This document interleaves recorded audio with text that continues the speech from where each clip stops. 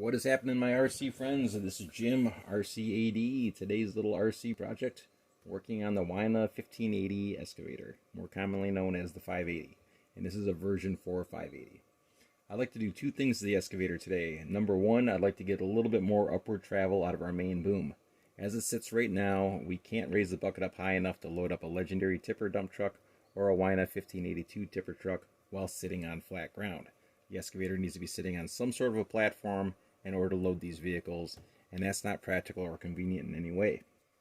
Most full-size excavators can reach into the back of a tipper truck or a dump truck without any problems, and there's no reason why these RC excavators shouldn't be able to do the same thing. Note, this is not a $10,000 excavator, but for the price that you pay for the 580 excavator, it should be more than capable of loading up one of these trucks while sitting on flat ground. So we need to work on this main boom and see if we can get this thing to raise up a little bit further. Second thing that I'd like to do to the excavator is add some extra weight to it. It currently weighs 14 pounds, which is what it normally weighs straight from the factory. 14 pounds is roughly 6 kilograms. I'd like to get this thing closer to 20 pounds. Reason for that is our aftermarket yellow grading bucket. The 580 cannot handle this aftermarket grading bucket. It's roughly twice the size of the stock bucket, can hold twice the amount of material as the stock bucket, and when you get a heaping bucket full of material, it tips the excavator right over. It just can't handle the weight of this larger bucket. So we need to add a little bit of extra weight to the vehicle so we can compensate for this bucket. No point in owning the bucket if you can't use the bucket. So we need to add some more weight to the machine so we can handle this larger bucket. Alright, let's get started with disclaimers. I hate talking about disclaimers, but you just got to get them out of the way. Depending on where you purchased your vehicle from, you may have some sort of limited warranty or some kind of warranty on your vehicle. If you have a warranty on your vehicle, just leave it alone. Don't do anything to it. Leave it in stock condition. Otherwise, the manufacturer is not going to honor the warranty. If you do any kind of noticeable changes to your vehicle, if you put a driver in the cab, put a yellow flashing light on it, change out your battery connectors, do anything to it. Add extra lights to it, whatever you do. The manufacturer is going to tell you that since you mess with the vehicle, that they're not going to honor the warranty. So don't mess with the vehicle until your warranty runs out, and then feel free to do whatever you want. Second disclaimer, and probably the most important one, when it comes to RC modifications, whenever you decide to modify your vehicle, you are taking that responsibility into your own hands. If you damage something or break something on your vehicle, that is your personal responsibility. If you're watching a YouTube video, such as this one or somebody else's video, and you see somebody modifying their vehicle, and you decide to do the same thing to your vehicle, and you mess up on something or break something somewhere down the line, that is your responsibility. Not the person who's doing the video's responsibility. They didn't tell you to do the mod. You decided to do the mod on your own, so that is your responsibility. If I mess up on my vehicle, that is my responsibility. If you mess up on your vehicle, that is your responsibility.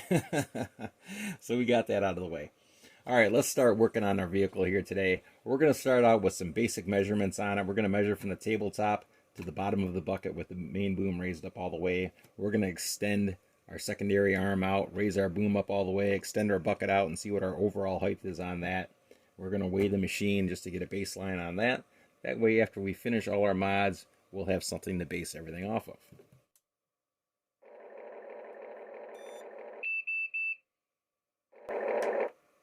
All right, we got our key down. Main boom is raised up all the way. Bucket is curled in all the way. Secondary arm is curled in all the way. Let's get a base measurement from the table to the bottom of the bucket.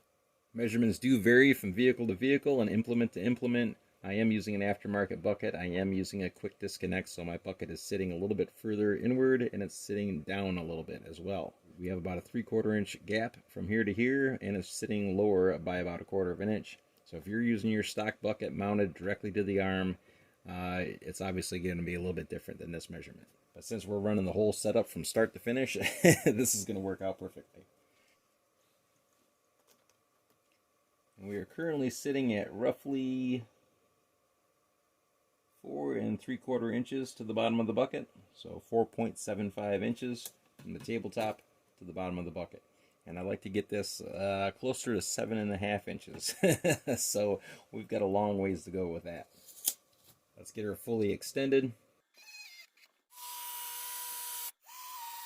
We're going to measure to the middle tooth on the bucket, which hangs down the lowest out of all the teeth on the bucket. Technically, that is our lowest point.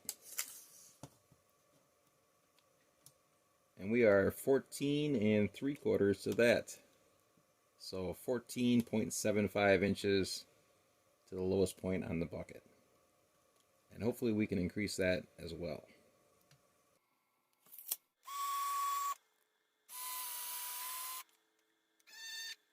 Obviously we can see right now where our bucket is sitting. We're raised up all the way, and there's no way that we can get this thing into the back of the tipper truck. We need to get this bucket to come up at least 2 inches in order to make it into the back of that truck. So we have to make some drastic changes in order to hit that mark. Alright, let's throw it on the scale right quick here and see how much she's weighing in at. Try to find a spot to hook onto this thing where we're not going to damage the excavator, which is easier said than done sometimes.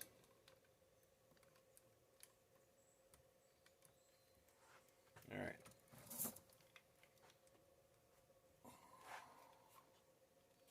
We are weighing roughly 14 pounds, or just over 6 kilograms. And I'd like to get this thing closer to 20. Let's write down our basic measurements here so we know where we're starting at. From the tabletop to the bottom of the bucket, we are 4.75 inches. And from the tabletop to full extension, we are 14.75 inches. And our weight is 14 pounds, or 6 kilos. Let's begin.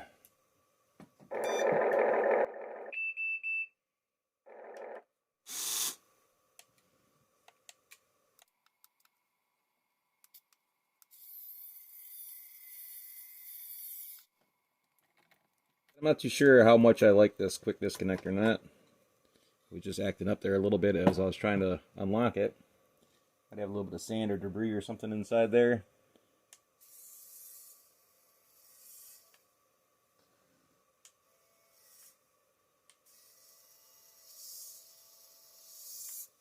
Seems like it's something that could be very problematic if you get a little bit of sand in there. It might jam this thing up and you might never get your bucket off. So, not too sure how crazy I am about this quick disconnect attachment. I just want to extend this secondary arm out a little ways just in case we decide to take that off and do some work on this area. The next thing that I'm going to do is start removing the tracks. I'm unsure how much weight is inside this track carriage. I want to pull off that lower track carriage plate just to check it out. So you might not have to do this, but I'm going to go ahead here and remove our tracks. And that's going to require a couple Allen wrenches or a couple of screws. What I'm going to do is push our idler wheel backwards and then put a couple of Allen wrenches, one on this side and one on the other side in between our bolt and the housing here to hold that wheel back a little bit. That way we can release a little bit of tension on the track. And we're also going to need an automatic center punch, such as something like this. That way we can remove one of these track pins. Works pretty good, automatic center punch for doing that. Just keep on clicking it on the pin and it just drives it right on out. Hard part is getting the idler wheel back and placing a couple Allen wrenches in between our screw and the housing here to release the tension on that. So I might have to pause the camera to do that because that's going to be a little bit of work. So our track's a little bit on the loose side now, which is how we want it. I'm going to go down to this lower portion back here by the drive cog and try to pop one of these guys out.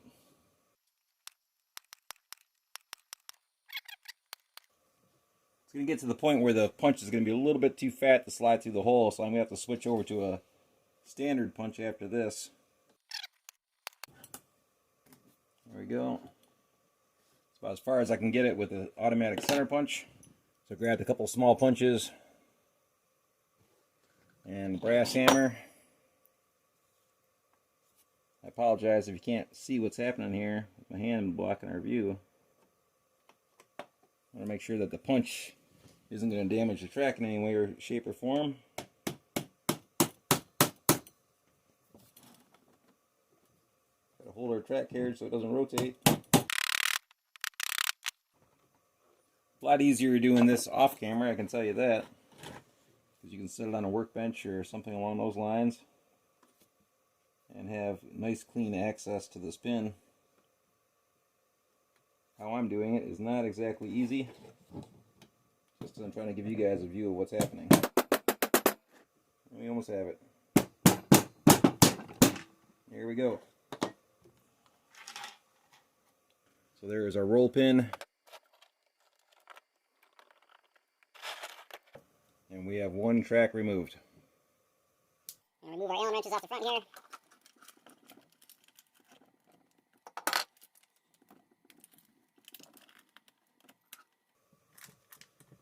A lot of pressure on that spring on that forward idler wheel.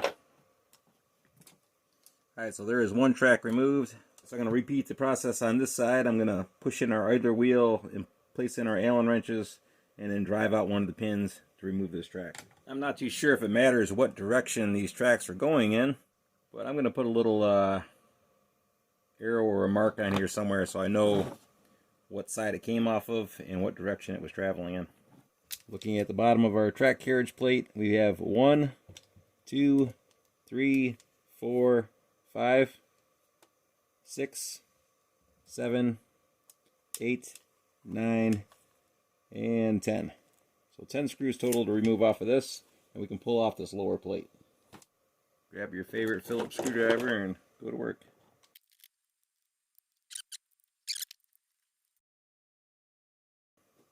Pretty fine screw. Kind of looks like an M 2.5 mil, if I were to guess. Now, I'm not too sure or not, but we might have to remove every one of these bogey wheels or idler wheels along here in order to get this plate off. It seems like they may be attached to this outer edge, and I believe they are. Yep, because they are screwed right through the upper portion of the track carriage, and then they attach to the track carriage plate down here on the bottom. So we need to remove every one of these screws to get this off of here.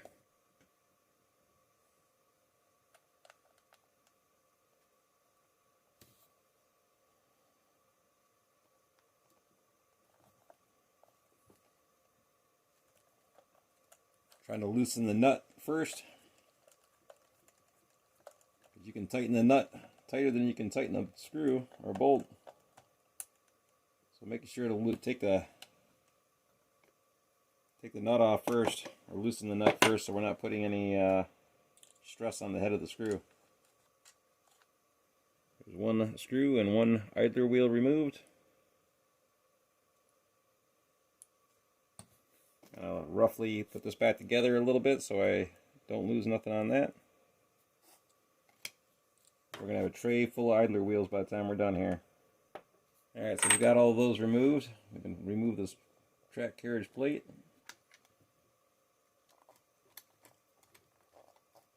Kind of locked in there with a little bit of sand. This is definitely metal, but kind of like pop metal. Alloy of some sort. And there is a good look at the inside of our track carriage. Absolutely no weights of any type in here. She is weightless. Alright, so I fired up my air compressor, blew this entire area out, wiped it out with a towel as best I could.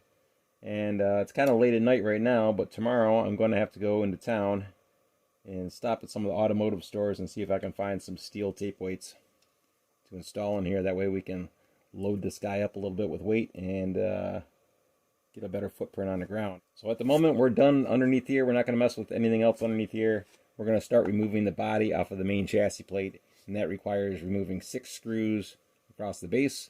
So we're going to need to turn on the excavator, flip it over upside down in our lap, rotate the track carriage around. That way we can gain access to all 6 of the screws on the underside of this. So we have one screw right there, another one right here, another one right here, another one right there, one more right here, and one more right there. 6 screws all together. 1, 2, 3, 4, 5, and 6. So we'll rotate this around, unscrew these screws, and see what we're looking at after that. There we go. And we've got 2 wires going into our main motherboard down here. One for our smoke machine and the other one is for the battery. This is our battery right here, and the smoke machine is going up into this corner over here.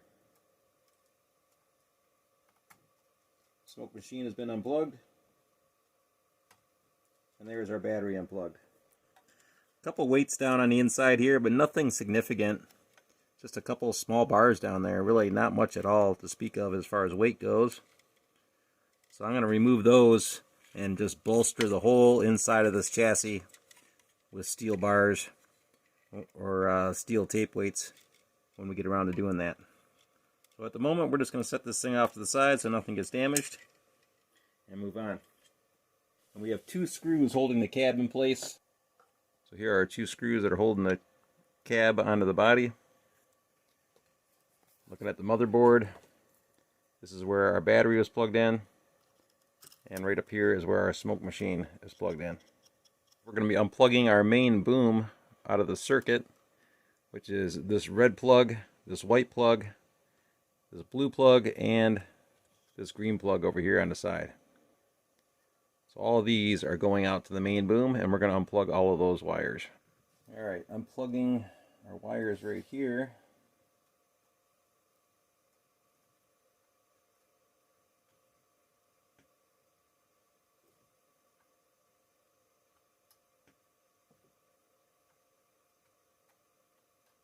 Try to do this carefully.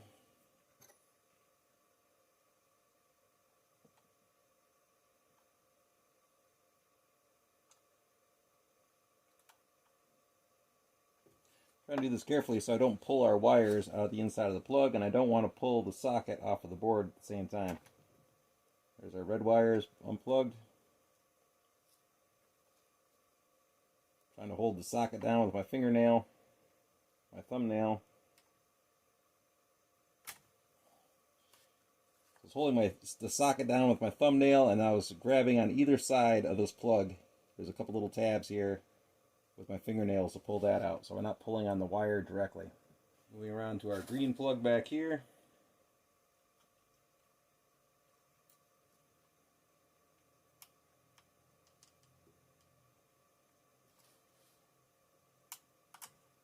Gently unplug the green one. We just have one left, which is our blue plug, and it's kind of wrapped around the slewing gear, or the slewing motor / servo, and our lift motor for the main boom. So I have to very carefully remove this one without damaging our wires going to the motors. Alright, so there's all four of the wires leading to the boom unplugged. At this point in time, I'm actually going to fish down our antenna for the vehicle, which they have running right up in between the main boom, right here. It's our antenna wire. We'll let that dangle off back here. Now we can remove the cab. Could have removed the cab beforehand, but you know. These guys appear to be, I don't know if these are the same size or not as our other screws. They look like they're slightly smaller. So the screws attaching the cab to the body are slightly smaller. I'm going to put those off to the side and just reinsert them after I get the cab removed. As far as removing the cab, it just lifts up and off.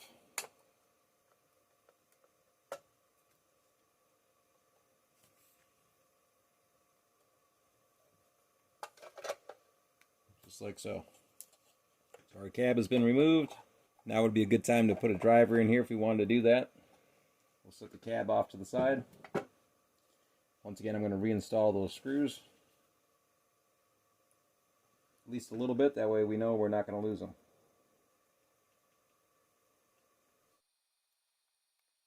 My lighting is terrible out here, so other than the camera flash, I don't have much light to work with. Alright, now what we're looking at right here is the pin that's holding our main boom in place, which is right here. The screwdriver's touching it. Right over here on the left side is a magnet. And that is a servo limiter for our main boom for going down. So this one right here, it limits the main boom on its way down, and then one on the opposite side, it limits it on the way back up. Spinning our vehicle around. There is our pin that's holding the main boom in place, and this magnet right here is our upward limiter, this guy right here. So on the inside of the main boom there is two magnetic pickups. one for moving the boom up and one for moving the boom down. The one for moving the boom up is sitting right here on the back edge of it. The one for moving the boom down is on this side, but on the opposite side of the boom. So we're going to have to relocate this magnet as part of our deal here, as well as removing material off the back of our main boom. I'll go ahead here and pull the main boom off. I'm going to disconnect our faux cylinders here on the front. These screws are easy enough to identify. They do have a built-in washer on them, so we can put those in the tray. They are notably different from the others. Our little cylinder tube is going to want to slide out here, so I'm just going to go ahead and pull that out and set that off to the side as well. Cylinder number 2. Alright, so we've got those released. Next step, looking at our mess here, and how our wires are all fed in. So we've got our main group of wires dropping down through these fake or faux hydraulic hoses, which are going right into this connection right here. We need to gently remove this, just like that. Alright, so we've got this all disconnected. Matter of driving out our pin and removing the main arm. Using a screwdriver, pushing on the pin directly, trying to relieve some of the pressure on the main boom at the same time. Holding the main boom, pulling the pin from the back side out. Got the pin removed. And now we can remove the main boom from the vehicle. Setting the main boom off to the side, looking on the inside, we can see our worm gear right there, which is what drives your main boom up and down. Flipping the machine back around, this magnet right here is going to have to get removed. Not only that, but this portion of the housing going around the magnet is going to have to get ground off. So that's going to take a little bit of work. This project is definitely not for everybody. But before I grind this mount off, I'm going to draw a line connecting our arc, which is easier said than done. Let me try to explain this to everybody here. Our main boom, when it's fitted on here, if you can imagine, the sensor sits right in here, right next to our pin that holds the boom together. And that is traveling on a set pathway, on an arc. And this guy right now is right in the center of that arc. So we need to draw a line basically right through the center of where our magnet's at, and then bring it right back up around to the top of this bracket, and then from the back side the same thing, right back around to the top half of the bracket, kind of in an arcing formation following the shape of the boom. That way we get our magnet put right in line with that sensor. If the magnet is to the left or to the right of the sensor, it'll be too weak and it won't pick it up, and it'll be intermittent. So when you raise this up, sometimes it'll go too far, sometimes it won't go far enough, other times it'll be just right. So you need to have this magnet right in line with the sensor. So we need to draw an arc pattern coming down through our magnet and back up and around. And then when we re-glue our magnet back onto our bracket here, we're going to have to follow that line to make sure that we're in line with the sensor. Alright, well, I took a good look at this main arm and discovered quite a few things in all reality. Number one, it seems to be welded together every few inches along the lines. It has these little marks where it appears to be connected. I'm not too sure if it is or not, but I can't get it to separate. I was in there prying away at it with a screwdriver in between here and working my way down the line trying to pry it apart, and it just didn't want to pry apart. So yeah, that's that on that. I did discover where all the limiters are located. There's a magnet right here on our secondary arm. Right here, right at the tip of the screwdriver, is sitting on a magnet. So that's a limiter right there, or a trigger for a limiter. So that means the limiter must be over on this end, where it comes in close like that and makes contact. So that is one of our limiters right here. Our upper limiter for the secondary arm, if we can catch that on camera, is right here. So this is where the magnet's located. Right there on the right hand side on the secondary arm. So that means when we close our boom, or close the boom down here, it's right in this area somewhere. Where's that? Right there. So that would put the sensor somewhere in this area on the other end of that. Right there is a magnet once again. And then there's magnetic limiters right down here on our bucket as well. One side is easier to see than the other one. We'll flip it over to this side. I'm going to be able to catch this on camera or not. Right there.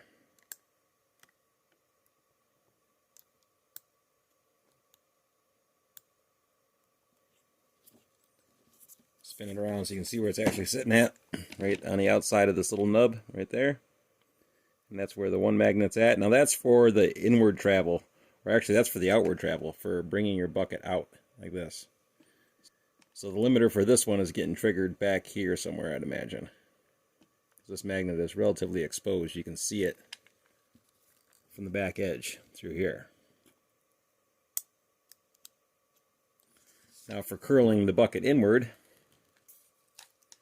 the magnet for that one is over on the opposite side. We can barely catch the edge of it.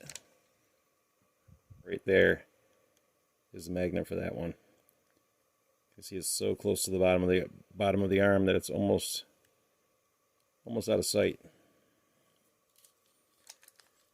So that's basically sitting right in this area, countersunk into the arm. So this one on this side is for curling your bucket in, and the one over here on this side is for bringing your bucket back out. So we got that kind of figured out.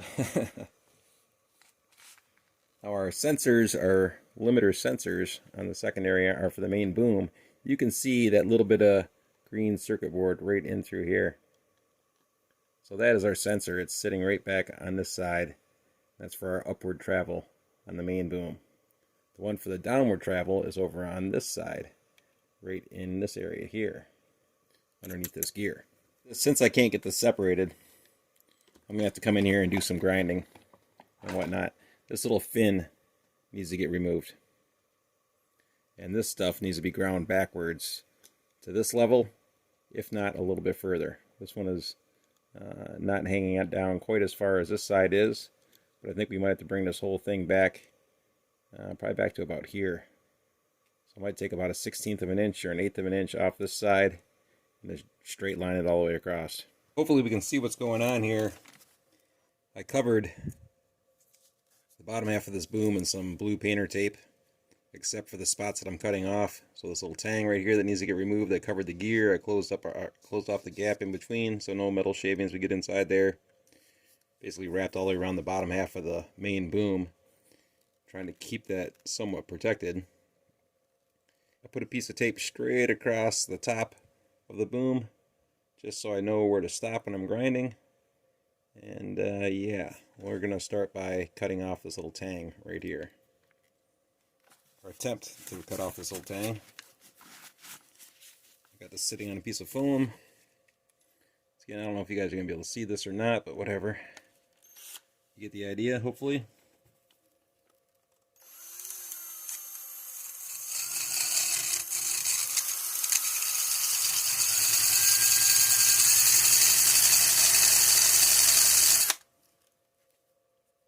I don't want to cut through the gear, that is for sure. I really need to get some extra light over here on this, so I hope this light isn't interfering with you all in your view. But I need to see what's happening here.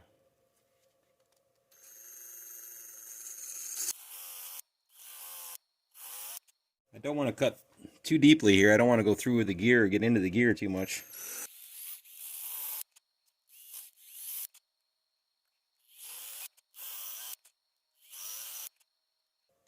I can't get all the way up into the corner just because we're using this round cutoff wheel. I am coming into the main boom a little bit, but that doesn't really matter because we're going to remove some of this material anyways. My main focus is that I don't cut into the gear, or at least not cut into it too far.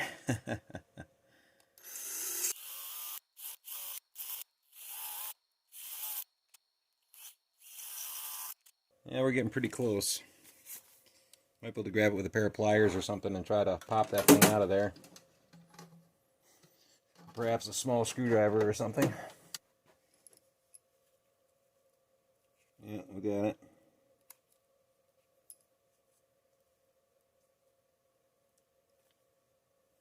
Alright, so there's that little sliver of metal. We still have a little bit of a tang on here, right in here. But I don't think that's going to stop us too much. I just wanted to get the bulk of that was hanging down. I don't know how much further I can get in here to cut that loose without digging into the arm. Alright, we're going to take it over to the big grinder and start peeling off some of this material. My dad's going to get upset because I'm sure this is some sort of aluminum alloy. And that is going to gum up the wheel pretty good.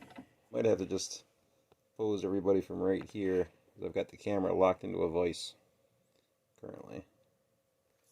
So we might have to have a far off perspective. I apologize for the far off perspective. But it is what it is. This baby, when she fires up, it's an old 1/2 horsepower motor. And it's going to dim the lights a little bit and vibrate this whole workbench all to hell and back.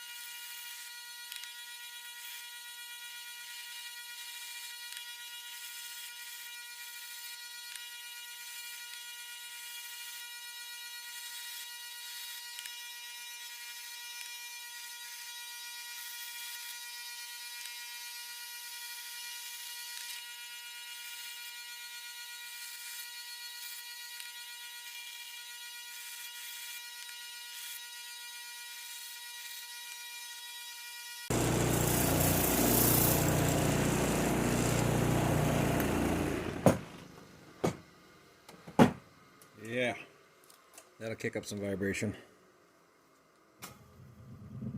Yeah, we mutilated it.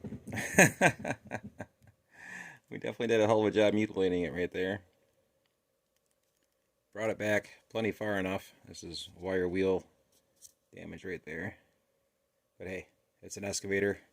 Excavators in the real world get scratched up too, so no worries on that, eh? So I think we got it back far enough. Yeah, we did chew up the gear right here, but once again, when this thing is in the up position all the way, our worm gear is right down here.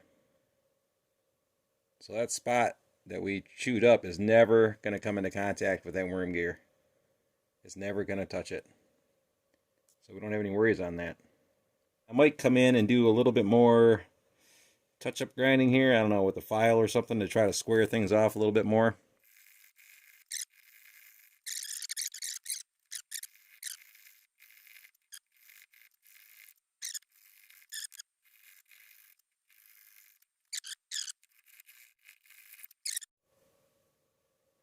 So we'll go ahead here and start peeling our tape off of this.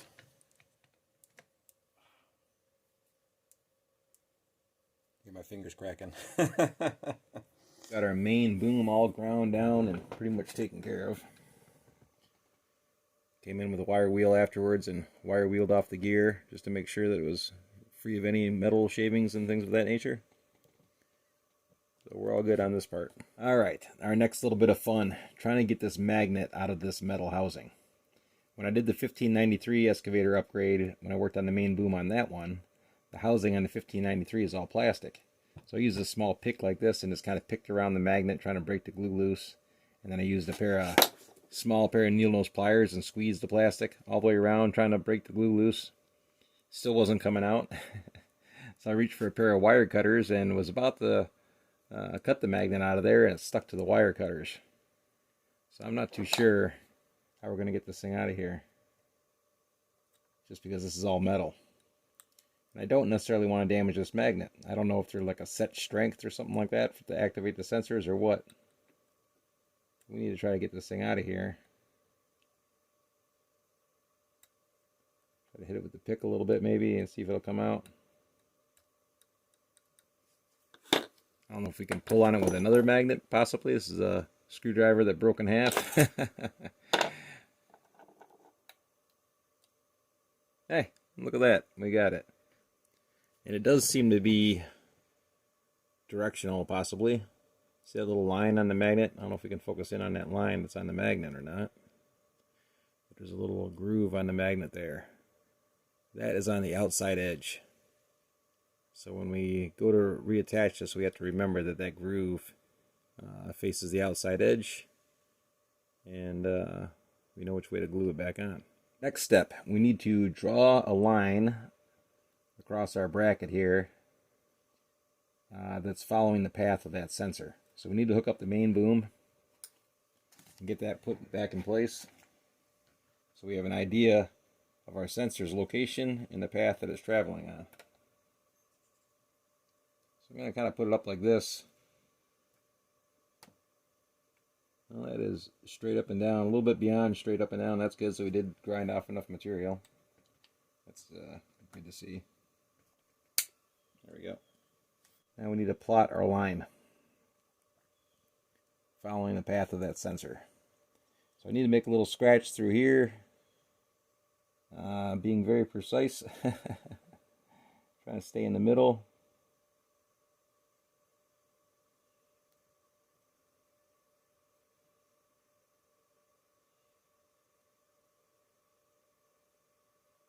Maybe slightly off here.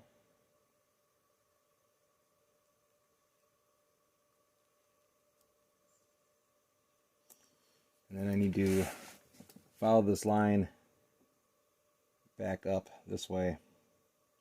I've gotten a little off track here with this one. I need to come off right about here, I think.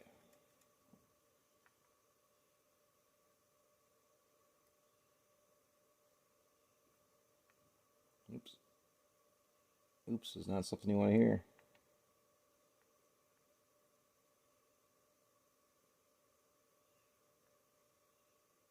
Trying to freehand this.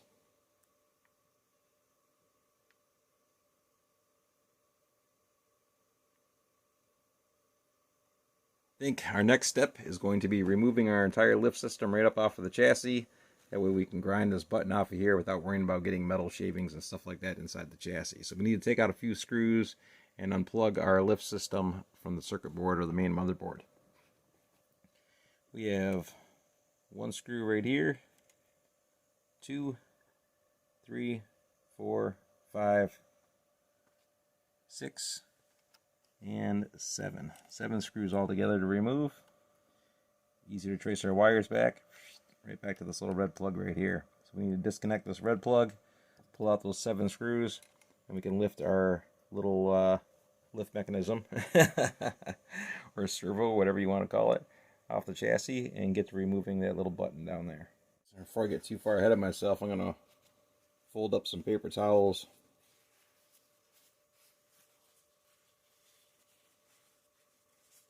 and stuff them inside this lower part down here.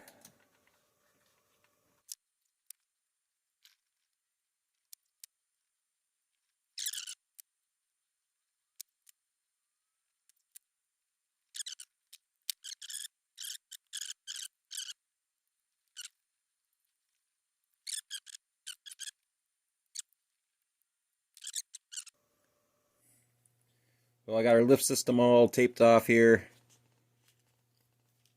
Paper towel shoved up in here where the worm gear is at. Everything's taped off around the motor. That way no metal shavings or anything like that would get stuck to that. And I think we're ready to try to get this little part off of here. I was thinking about taking it to my drill press and just using a bigger drill bit to try to drill this down a little bit, so it'd be easier to get rid of the bulk of that material. And I stumbled across a couple of milling bits.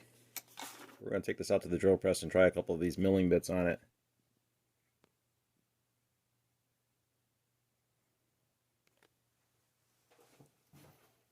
Yeah, it's going to be trial and error. I've never used a milling bit before.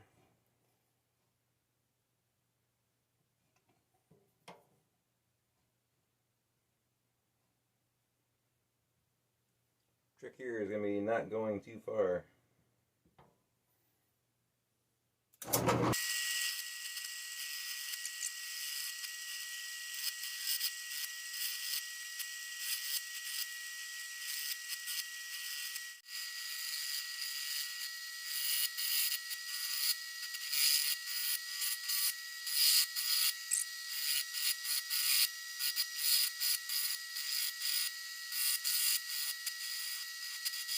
I think maybe we ought to change out our bit to something a little bit on the smaller side.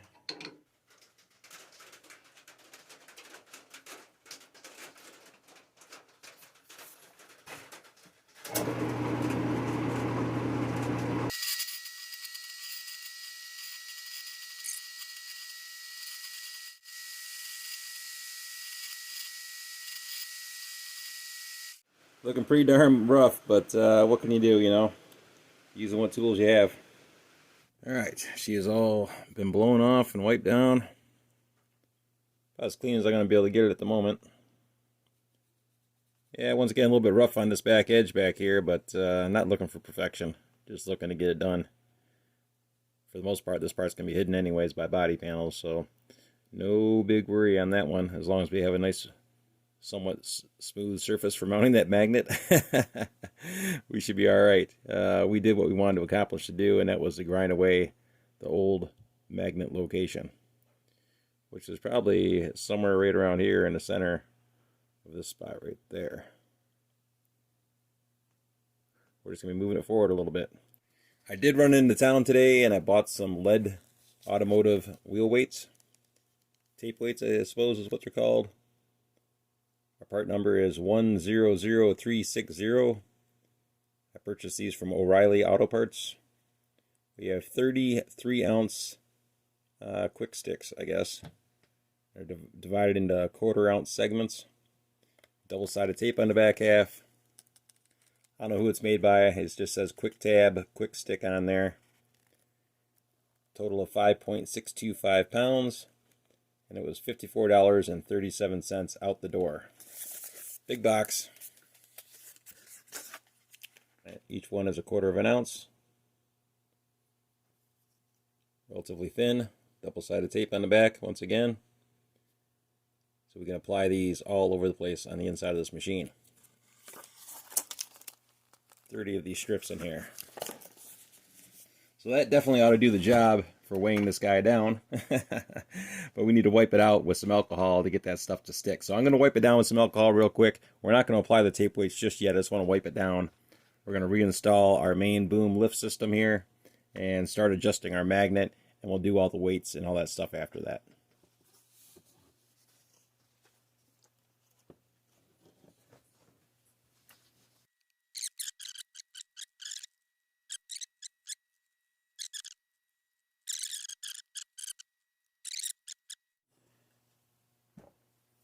Alright, so we got that wiped out. We can reinstall our motor, our lift system.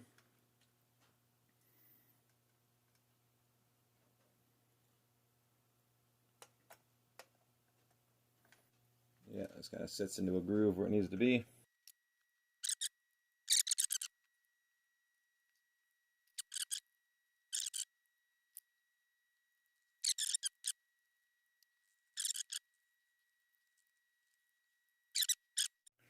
Alright, so at this point in time, I'm going to start layering in some weights on the inside of here, and then we'll get our wires ran and everything plugged back in again. Alright, so we've got all of our lead weight added. Man, a lot of weight added to this machine. Whole box. Emptied out the whole box. Put it all inside the machine. Have some stuffed in the bottom of the seat. The driver's seat. So loaded that down as well. Lost count on all the weight that I added to it. Severe amount of weight. All kinds of bars throughout the whole machine, as well as on the bottom of it. These rows are just single rows of weight across here. Each one of these is 1/4 ounce once again. A single row right here. I've got 3/4 ounce stacked up right here. 3 bars or 3 cubes. A few back here. 2 double stacks back here, so 2 ounces back here. We got a triple stack on this side, another triple stack, another 2 1/4 or half ounce over there. Double row down this side, so we got 1 row plus another row on top, so lots of weight added to the machine. These are in a couple of rows as well. I put a little piece of foam padding on this 1 row over here to protect our wires so they don't get chafed on the weight, as well as putting a chunk back here to protect the wires on the corner of that lead bar. On the underside of the machine, let me flip it over here. Looking inside the track carriage, I'm not too sure what our total amount of weight is. I want to say it's probably right around 1.8 pounds. I didn't do the math on it just yet, but we've got 109 of these individual squares, and each one of these weighs 1/4 ounce once again. So we're probably right around 1.8 pounds or so inside the track carriage itself. She is loaded down pretty hefty. Down here around the center, I used blocks of 2 and then just stacked them upon each other and kind of staggered them backwards as I stacked them up. Big rows across the front up here. A couple stacks on either side back here. I stacked in a couple around our front idler wheels, but you can't get carried away with these idler wheels because you need to have room for this to travel. So I have just enough weight in here, or really the maximum amount of weight that I can get in here without sacrificing these wheels from traveling. So we still get our full range of motion out of the idler wheels. I just added a little bit of weight in there.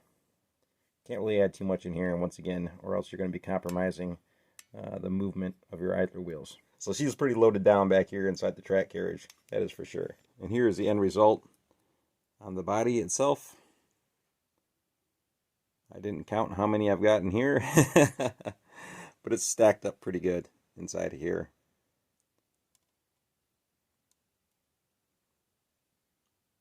Don't necessarily want to add any more rows of lead to the inside of this. It's getting pretty heavy. Altogether, we added just over 5 pounds to the machine. And we're ready to install our main boom. Doesn't matter what position we put this in right now. If you were to have the boom removed and just hit up or down randomly on your controller, this thing will just keep spinning and spinning and spinning and spinning. Only thing that's stopping it from spinning are the magnetic triggered limiter switches. So it doesn't matter where we set this in here initially. Got our pin partially inserted. There we go. Now we need to plug in our wires going back into the motherboard, which I have all taped off here to keep them protected during this process so they wouldn't get snagged on anything or ripped off while I was working on the boom.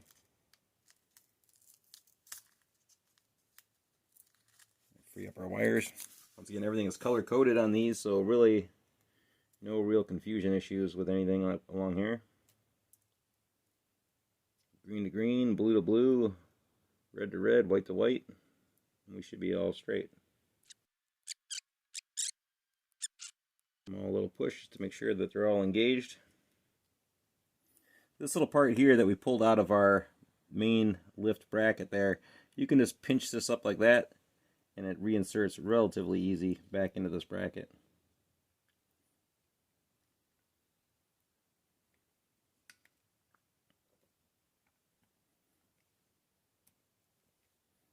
Just like that. So we got all that taken care of. We need to power up the machine and start moving this up and down to try to find a placement for our magnet. At the same time, when I go to do this, I'm going to turn on my hot glue gun and get this thing warmed up so it's ready to go. That way I can put a dab of glue where that magnet needs to be. Now, if you happen to use hot glue for the entire process to hold your magnet in place, which there's nothing wrong with that, but if you happen to do that, make sure that you don't go past this outer edge. If you do, you're going to have trouble getting your body back on. Alright, we've got our body set off to the side behind the vehicle, balancing. Battery cable plugged into the motherboard. Hot glue is warmed up. We got everything all plugged in. Excavator's not turned on just yet. Remember the magnet here had this ring around the outer edge, if we can see it. Maybe we can't see it. Has this ring right there on the outer edge. That side faces out. Alright, we are turned on.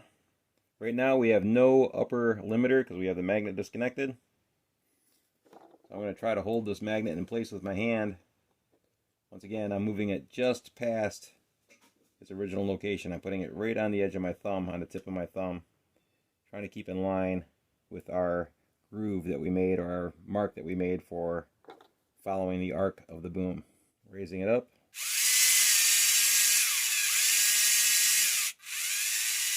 We're going beyond our limitations.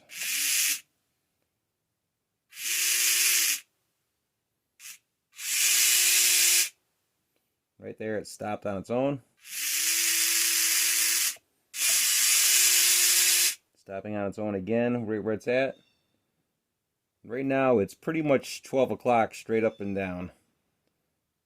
Movements are fractional. Very fractional movements for adjustment.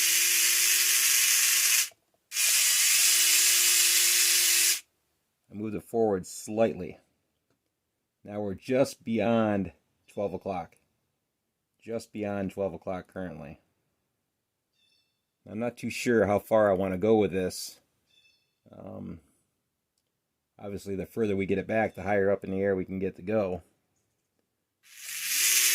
I'm going to move it forward just another fraction here. Ooh.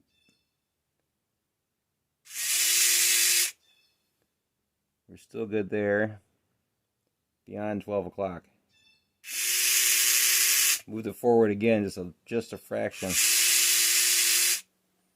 We're still okay. Moving it forward another fraction.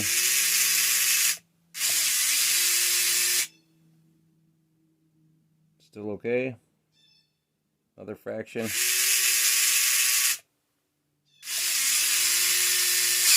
Oh, a little bit too far there. Bringing it back a little bit.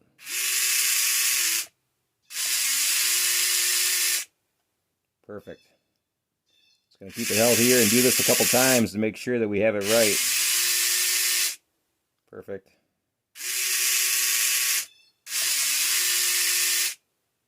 Alright, I'm going to put a dab of hot glue on that.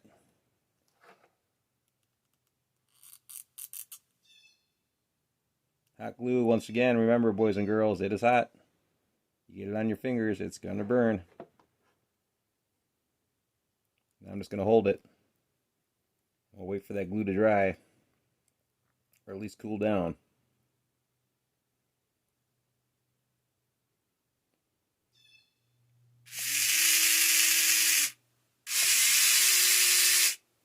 Glue is still drying.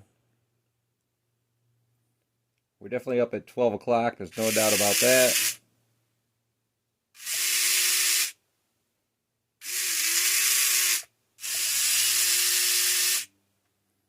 That's just about perfect, I think.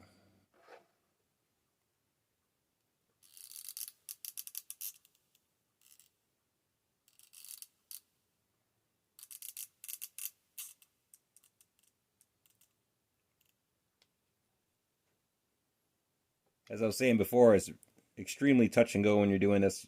Fractions of a movement go a long ways with this magnet.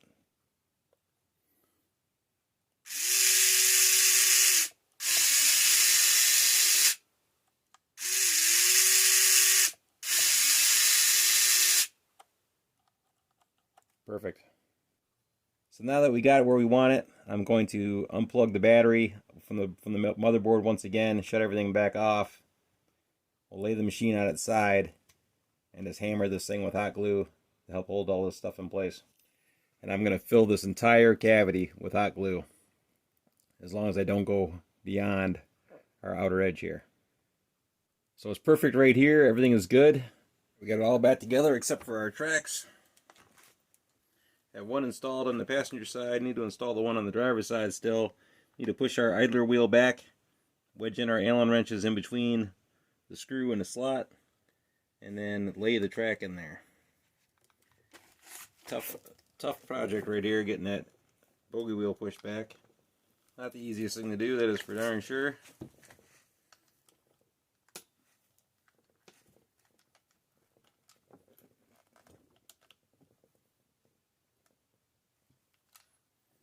Okay, we got one Allen wrench in place.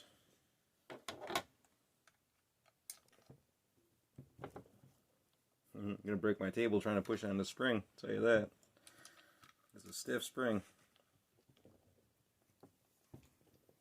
I've seen other springs online for sale, but I'm at the wrong angle here for pushing on this. But they're in another part of the world, and shipping seems to be a little bit of an issue with those.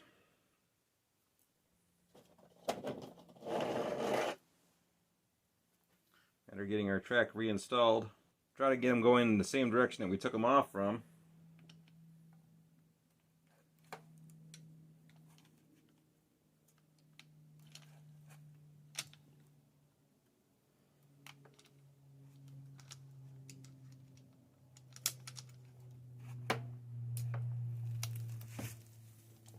It's a lot easier when you're doing this off camera, I can tell you that.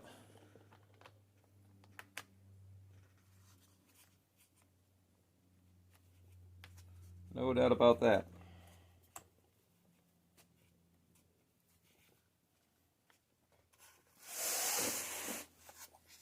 Alright, so we got our link hole right down yonder here. Right down here is where our hole's sitting at right now. For our two halves of the track. Just a matter of getting our pin reinstalled back in there.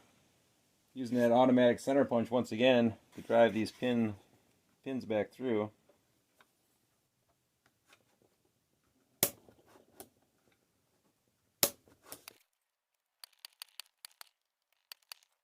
And keep an eye on things, make sure that it's going in on the other side. Alright, we're all set with that one. Matter of removing our Allen wrenches down here on the other end and releasing the tension.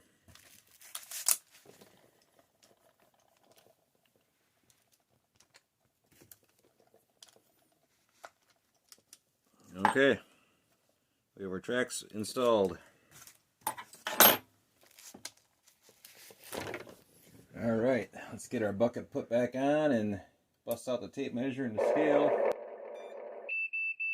See what we're looking like here with our reach and all that other good nonsense. Once again, we're using that quick disconnect on here, but we measured it with the quick disconnect on there, so we should be all good with that. Previously, we were 4.75 inches from the table to the bottom of the bucket. 4.75 inches. Oh boy. We're up so far that we lost our fake cylinders. We went above our fake cylinders. Well, we know we're going up there. It's definitely hiking the bucket up, that is for sure. We are currently at 6 3/4.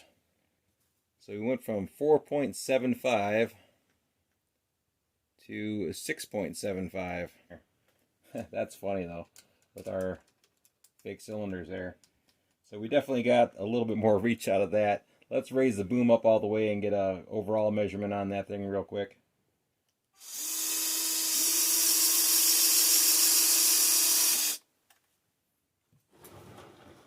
Previously we were sitting at 14 3/4 to the middle tooth from the top of the table. 14 3/4. And now we are sitting at 20.5, 20 1/2 inches. 20 1/2 inches. What a huge difference that just made. From 14 3/4, 14.75 to 20.5. That's gigantic. Right around 6 inches of difference right there. That's huge. I think we're going to have to come back in here and see if we can do something about these guys before we can call this a done deal. Trying to plot a solution here for our faux cylinders. Just a little bit short, plus our cylinder isn't coming back quite all the way. We have a little bit of a gap here just because our arm is going back so darn far. We can't get our cylinder to stand upright. So all we need is a very slight extension on this, as well as some filing. So right around the bottom of our faux cylinder down here, there's a little lip running around the edge of it, and that's hitting our lift mechanism here.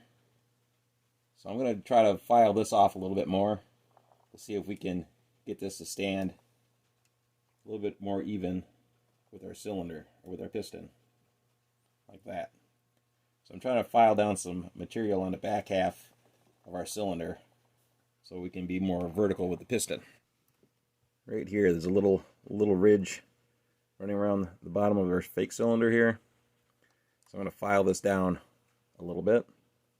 That way we can get this to be a little bit more in line with our piston. Alright, our faux piston right here has a little plastic plug in the bottom of it. Now I drilled this out. I started with a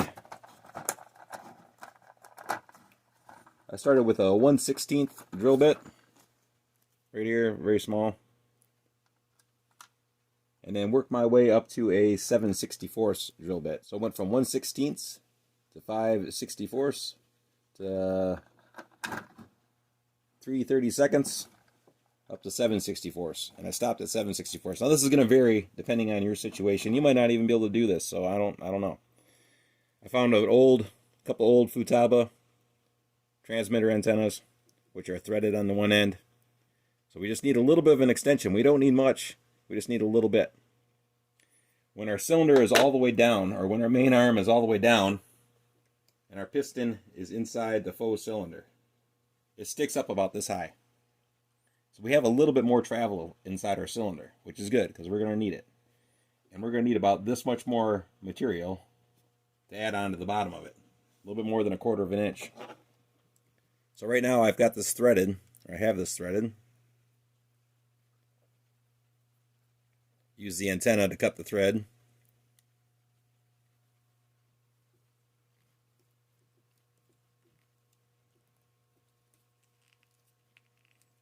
Get a good grip on this so we don't bend anything or break anything. Just like that.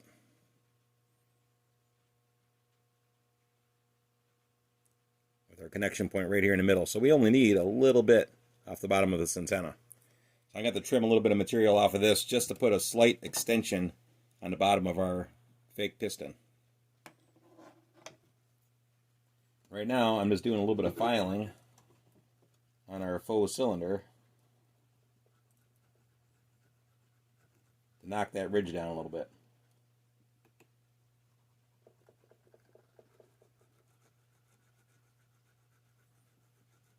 If you're afraid to cut and grind on your machine, then this is not the project for you. I'm not going to be holding any hands on this project, so if you can't handle doing something like this from start to finish, then don't even bother. Just leave it alone. Like I said, I'm not going to hold any hands on this one, so I can't come to your house and do the project for you.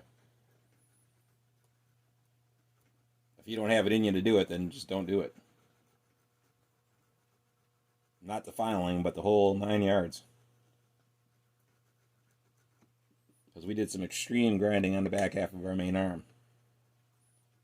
And some people are probably going to be a little bit on the edge about doing that.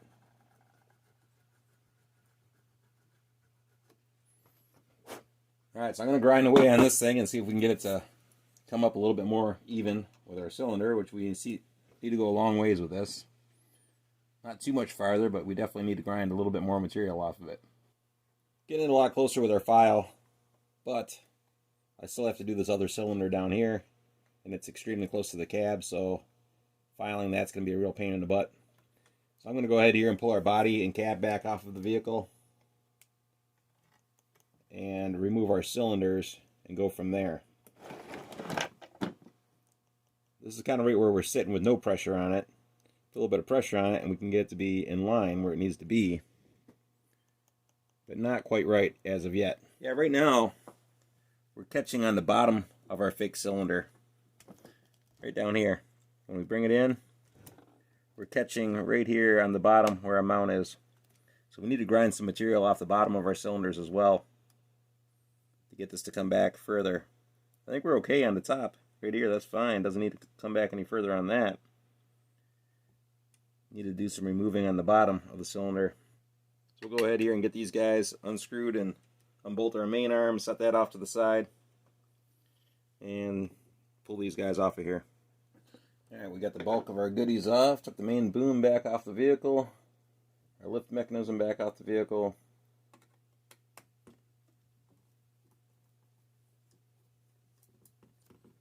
getting ready to remove our faux cylinders here.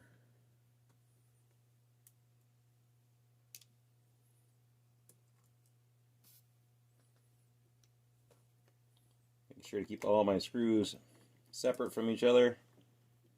There's no confusion as to where things go. Alright, so we got that removed. One of our snag points, once again, is right here. You see the bottom of the cylinder is hitting our bracket right there. So we need to remove some material on either side of the bottom of the cylinders to get this to come back just a little bit further. So we're going to have to grind back on the sides of the cylinder as well as the top of the cylinder and on the other side of the cylinder just to get this to fall in a little bit farther. So we need to take material off from here and from each side down here. Looking at our cylinder once again here, I was thinking about drilling out the inside of this slightly just to give us a little bit more downward travel once we put our extension on. Sliding our drill bit in all the way till it bottoms out, putting my thumbnail up against it. We're pretty close to being bottomed out as it is, right there. So we wouldn't be able to drill this out too far. I might come in and just take a little pinch off of it just to see if we can get a little bit more downward travel when we're finished. But once again, it's pretty close, so we'd only be coming down by a fraction. Alright, so I'm going to go to the grinding wheel and shave this guy down a little bit on either side. Move some of this stuff, and we'll see what she looks like here in a second. Here's a quick look at our before and after. So before, after. Rounded the edges on the top, ground down the sides slightly, ground down the top slightly, rounded that edge over, compared to this one which has our little ring going around the bottom, and flat edges on it. So we're going to remove this ring slightly, grind down the surface slightly over here, and round over the corners on either side. Well, we're not going to win any beauty contests with these guys. But we've got them pretty much ground down.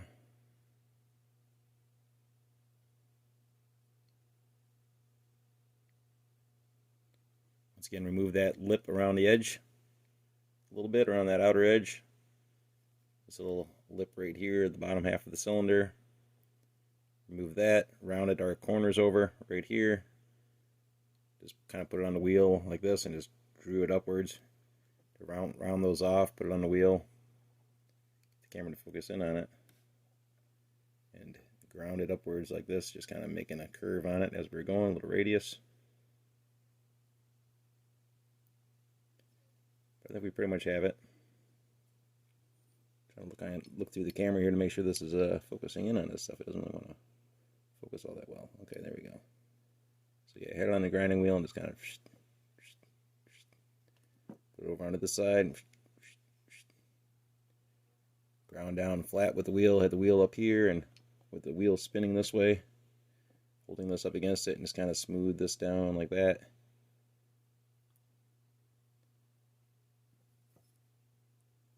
And yeah, matching set. That should do the job. So right now I'm going to take a drill bit and run a drill bit into these guys a wee bit, just to make them slightly deeper. Slightly, I'm talking just a fraction. Just a fraction. We don't want to go too far. We're going to end up drilling the bottom right out of this thing. So we don't want to do that. Don't want to blow any holes through it. But I think we need to remove, well, we might not have to remove any material at all, really. When the main boom is dropped down all the way, there's a little bit of cylinder that's still left exposed. So if we drop the cylinder down all the way, there's still a little chunk of material like this that's not dropping in.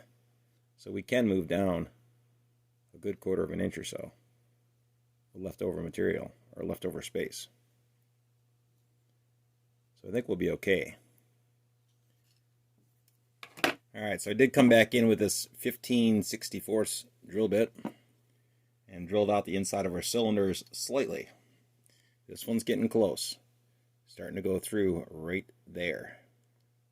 So I don't want to go any further with it. Same on this side, on our opposite cylinder. Drilled it out as well, very fractionally. This one's not as bad, but it's starting to poke through right here. It's a little bubble right there. That's where it's starting to make its way through. So fractional on drilling this out. I did get a bunch of aluminum out of here, or whatever this alloy is made out of. But fractional. You don't want to go too far. You just drill a little bit and check it. Drill a little bit, check it. Drill a little bit, check it. And make sure that you don't go too far. We've got our main boom back on. Checking out our cylinders and the pistons. So no problem getting these to lay back further. We're definitely hitting the right angle. We just need a little bit more extension on the pistons to reach the cylinder. Just a little bit more, not much. We don't need to add too much to the bottom of this to make this work right.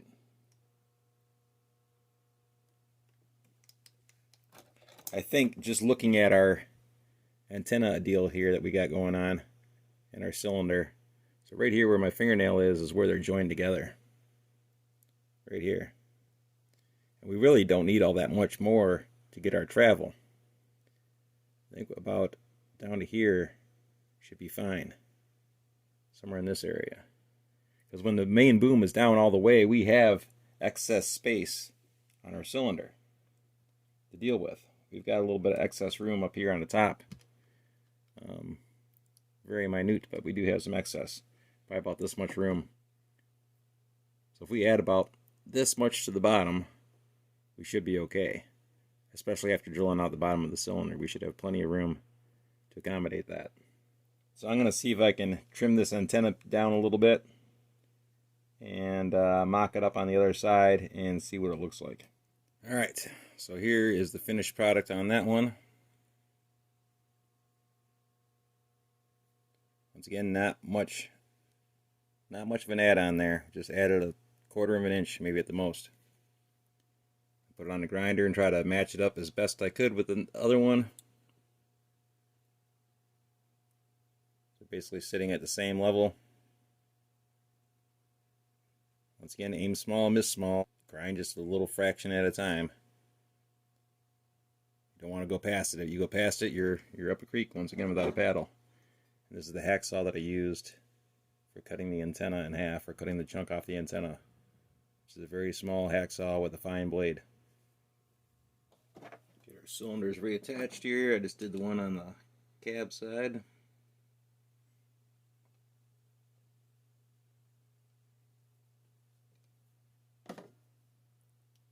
Turn the baby on and see what we're looking like here, if we can compensate for this or not.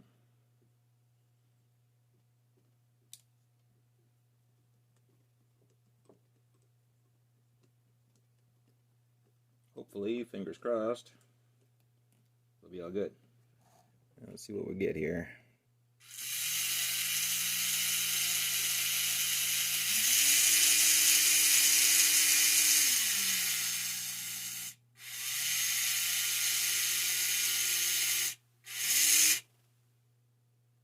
Yeah, that's all the way down.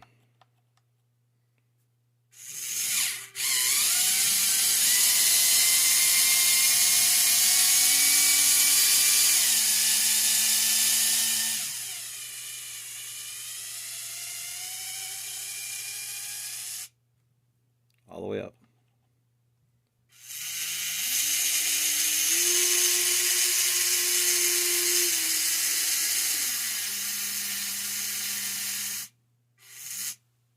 Yep, all the way down.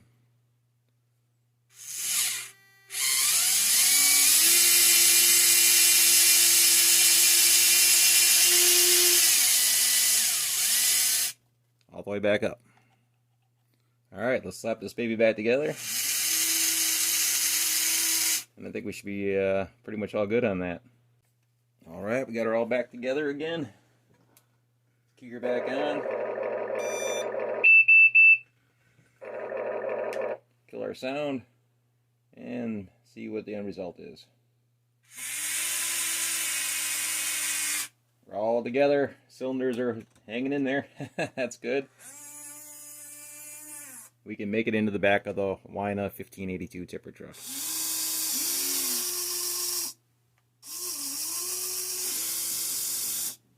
Just barely. Just barely. We have about a 1/4 of an inch gap right there. 1/4 inch. And that's with our quick disconnect on here. So once again, we're losing quite a bit of height here with our quick disconnect. Let's take our quick disconnect off and connect our bucket right up to that main secondary arm and see what it looks like with that. We got the bucket hooked up directly to the secondary arm, and our clearance is much better. Much better. Much better. I can get my finger in there. That's good. We definitely have more than enough clearance now to make it into the back of the 1582. So that is cool to see, that is for sure. I'm sure we gained a little bit more height now that we've got our quick disconnect removed. So let's get a couple measurements on it. Now we are 7 1/4. Not too sure what it's going to be when we're fully stretched out. We'll fully extend this guy and see what we're looking like with everything pushed out. I'm sure we're going to lose a bit on our full extension. We were at 20 1/4 or 20 1/8 the last time with our quick disconnect on here, because it brings our bucket out just a little bit further. But let's see what we're looking at now.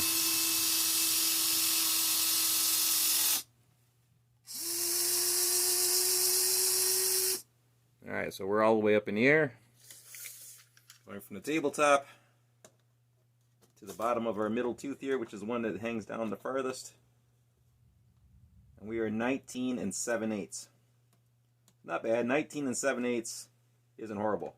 Last time I believe we were 20 1/8. So we lost about a 1/4 inch on that one just by removing our quick disconnect.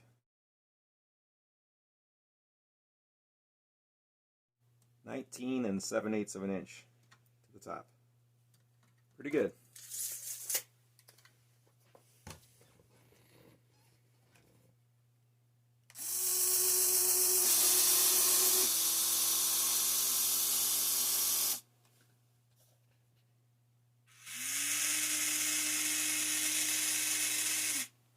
We can make it into the back of the truck. And more importantly, our faux cylinders are staying intact. They're not going anywhere. Full extension all the way up, and we're still connected. That's what we're looking for, making sure that we're still connected into our cylinders, which is awesome. Previously weighed in at 14 pounds, and right now, if I can keep my hand on this thing, get it close enough to the camera to see it, we are about 19.5. A little over 8.5 kilos. Not bad. Cool.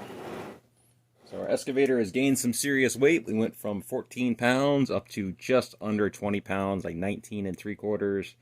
And we gained quite a bit of lift out of it. And we can now make it into the back of the Huina 1582 or the legendary tipper truck while sitting on flat ground. So I think that about wraps it up there, boys and girls. Much appreciated for y'all sticking around and watching the video. As always, questions and comments are always welcome. And we will see you all on the next video. Thanks again.